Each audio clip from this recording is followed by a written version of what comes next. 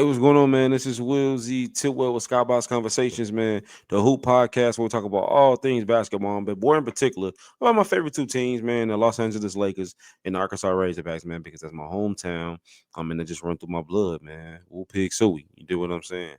Um, man, so I'm very excited because this is now it's officially midnight. It is February 8th, 2025. We played Alabama Crimson Tide today, at home in Fay. Man, I really got to go ahead and get some tickets and catch one of these games. I keep saying it, but I need to go ahead and do it. Because that'll be fun, man. I might go in there and look tonight and see if I can get a ticket. Man, I might do that today. I might do that.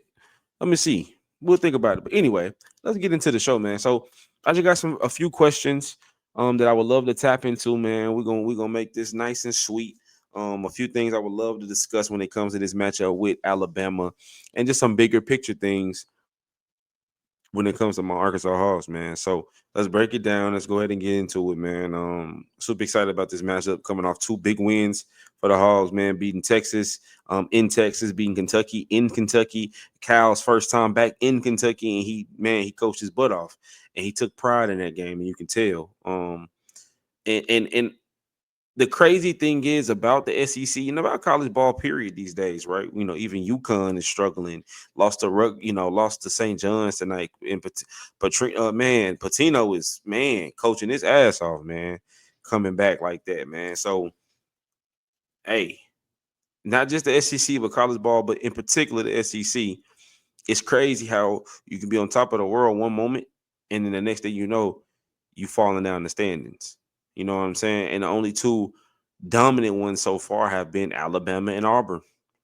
Those have been the two that are just, man, hard to beat. Everything else is a toss up, from the Texas to the Ole Miss to the Mizzou. Even though they kicked our ass, but again, even that game, I'm gonna get to it. Don't worry about it. But let's answer this first question, man, right here. It says, "What would a win over Alabama mean for the Razorback seasons and their SEC standings?"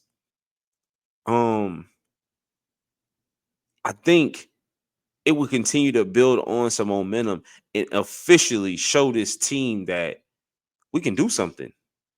And it'll be our third quad one win in a row.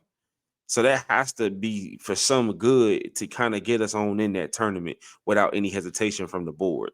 Because the way the SEC is such a bloodbath, I was seeing things where a team could be, you know, 6-11. You know what I'm saying?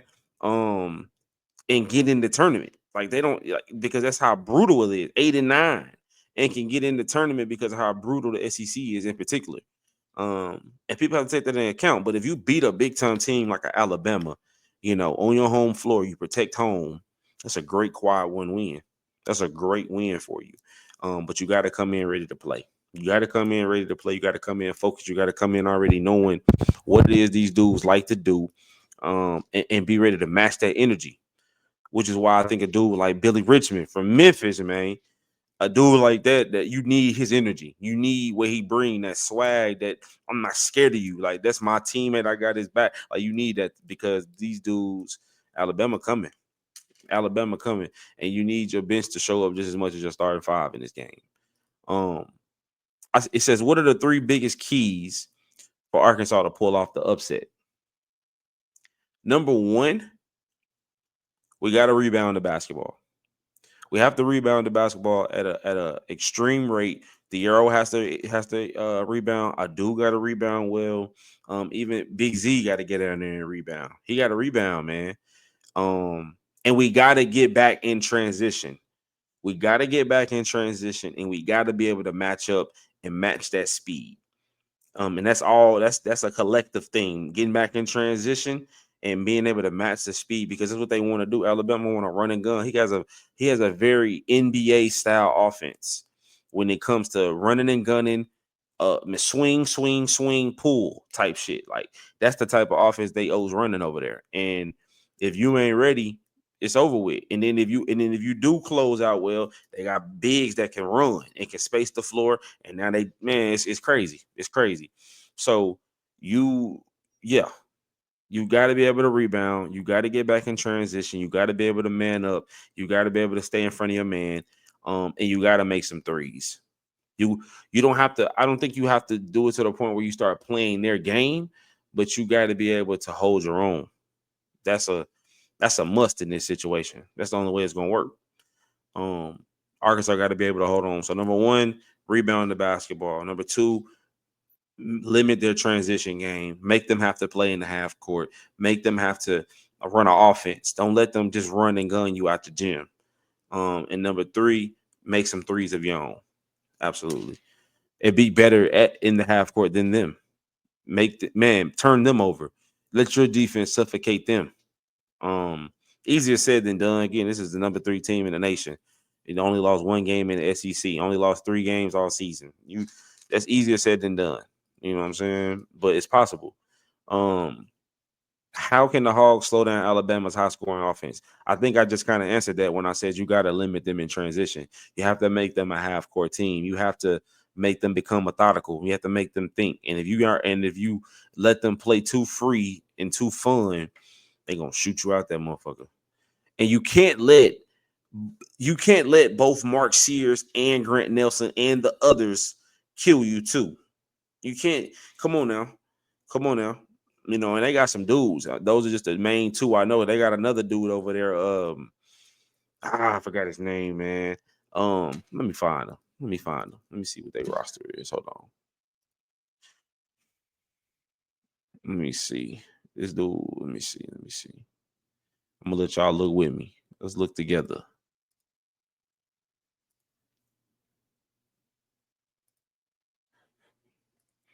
Man, yeah, right here. So you can't let Mark Sears get off. You can't let Grant Nelson. Can't let both of these dudes get off. And you gotta watch Holloway. That's his name. Dude is a stud right there. And Rice he a bucket too. But you can't let the others get off. You can't let him, and you can't let Ricel. You can't let all if you let all 4 of these dudes get off on you, it's a long night. It's a long night. I'm not too worried about the others. I mean, they pretty solid, but I'm not too worried about them. You know what I'm saying? No disrespect or anything. But those are the main 4. You gotta be on their ass like white on rice. You know what I'm saying? Man, because it'll be a long night. It'd be a long night, and we got to be able to match up with that. If we need DJ to have a big game, you need the arrow to hoop. You need um, who am I forgetting about? You need DJ to have a big game. You need the arrow to have big Z. Got to knock down some shots. Um, Man, you need Carter Knox, if not both Billy Richmond, to come in and give you some great things off the bench. Those are just like non-negotiables in order for this to work. You know what I'm saying? Um, but yeah, how do you slow them down, make them a half-court team, limit them in transition, without a doubt. What defensive matchup should Arkansas exploit to disrupt Nate Oates' system? I mean, I think the biggest thing is Calipari is going to have to understand that there may be times where he has to um, put in a lineup that can switch everything. A lineup that no matter what comes their way, we got 5 guys that can guard at all positions. You know what I'm saying? So Thiero, he always is playing bigger than what he is anyway. So you might have to put him on Grant Nelson. You know what I'm saying? He gonna have to rebound the basketball. He gonna have to play that 4 or 5 position a lot. You know what I'm saying? At times in this game, I felt like, because that's kind of how Nate Oates used Grant Nelson. Like, he makes him rebound, but he also shooting the 3. He also is playing in the high post. He also is screening and popping and slipping a lot. Like, come on. So we got to be able to switch everything. We got to be able to switch everything. A dude, man, I don't know. You need Big Z shooting, but I don't know. I don't know when it comes to the defensive end how they might try to exploit that when he's in the game. You know what I'm saying? You really need a dude in there, but he be really slow of foot lately. And you need Jonell Davis to have a big game too. That's who I'm forgetting about when I was talking about that earlier. That's who. You need Jonell Davis to have another showing like he did in Texas for sure. He keep being that player, man. Arkansas can go very, very far. And that's what they were hoping to get when he first got there. And it's just been rough, and it's okay. Especially if he's finding his rhythm now, because a lot of games left. But which players need to step up for Arkansas to take control? I'm pretty much doing my own outline off the top of my dome. This is funny. Again, Jonell Davis, you need the Arrow to have a big game, double type of game. Big Z needs to knock down some shots. DJ Wagner is continuing to be that general, and go get a bucket when we need it type of guy that he's being. And I'm gonna ask a very crazy question real quick. I'm kind of skipping a few things, but let me ask your favorite question because you need those four people for sure, right? But did the Hogs get better without Boogie? I asked that because like again, I know the Lakers are my favorite team as well. But when we traded D'Lo, it unlocked something in Austin Reeves even more. It took one of those ball dominant dudes away. Now it's only him and LeBron. LeBron don't mind playing off the ball. LeBron wants to not have to be the ball handler all the time, but he can be. He can be point forward at any time. And it made Austin, it showed off just how good Austin is with the ball in his hands. The same thing has proven to be true when it comes to Boogie Flynn and DJ Wagner. With Boogie out, DJ is showing how good he is with the ball in his hand. And then I think it's unlocking Jonell Davis as well, because it's like now Jonell is not limited to being just like a spot up shooter. He's reminding people rather that I'm more than that. I'm so much more than just standing in the corner waiting to shoot, which is what he ultimately had become when Boogie was on the floor, because Boogie is super ball dominant, and rightfully so. He's a lottery pick. So there's no disrespect to Boogie saying like we better without him because he suck or something. Of course not. But like, if Boogie was to come back this year, I think something that would make sense to do would be to find a way to stagger the minutes between Wagner and Boogie, right? Making it to where they may start together, true. But when you take one of them out, let one of them play a little bit longer. Then when that needs a break, bring the other one back in and let him run the show. You see what I'm saying? Because it's not enough ball to go around when him, Jonell, when Boogie, Wagner, Jonell, and then if you want to be real, sometimes uh um um it's another dude I'm forgetting right now, on top of my head, that can really get busy with the ball in his hand. But just them three alone, Thiero, he can get busy with the ball in his hand too when he needs to. He can be a force to get into the rim. So them four ball dominant dudes in one game, and that's why the ball was sticking. And then there's not a lot of shooting on the floor either. You know what I'm saying? So did the Hogs get better? I'm not gonna. That's not in a disrespectful way to Boogie again. It's more so the ball is moving better. It's flowing. The offense is flowing better. There's more off-ball movement now.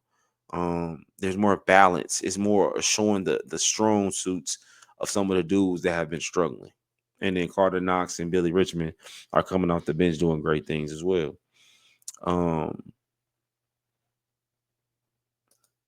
Where is Alabama vulnerable, and how can Arkansas attack those areas?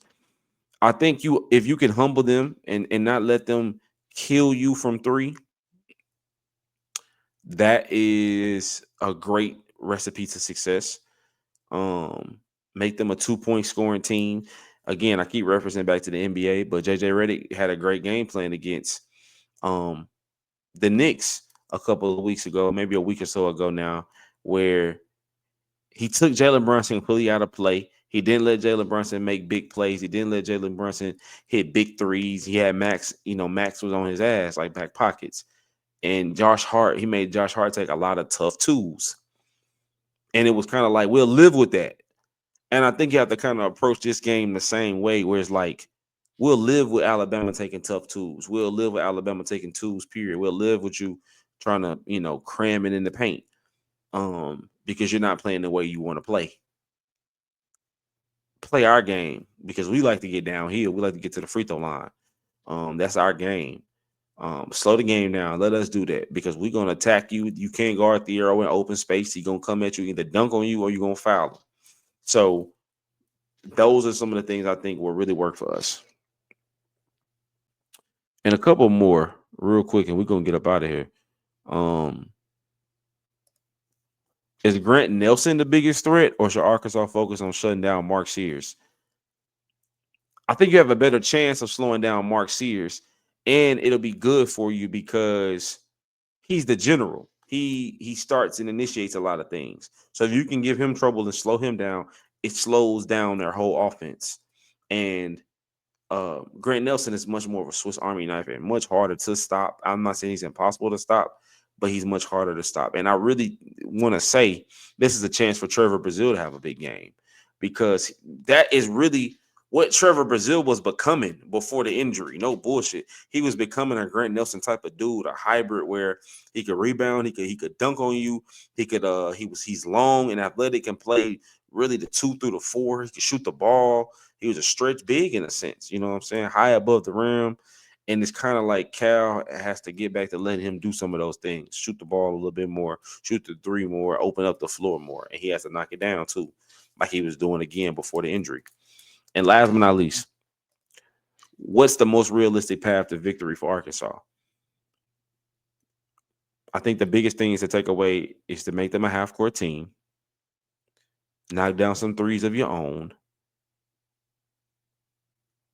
be just as physical, if not more physical.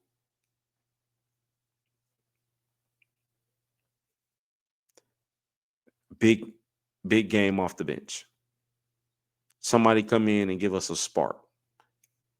Um, Trevor Brazil, Carter Knox, Billy Richmond. If we can do those things, make it our type of game, make it a half court, slow it down, get to the paint, get touches in the paint, kick for good shots, get to the free throw line like we've been doing really well. Yeah, that is the most realistic path to Arkansas coming out victorious in Bud Walton Arena and beating the number 3 team in the nation, in my opinion. Man, I love talking about this stuff, man. I'm gonna be tuned into the game tomorrow or today rather. I'm really thinking about going to look at a ticket, and sliding down there for real.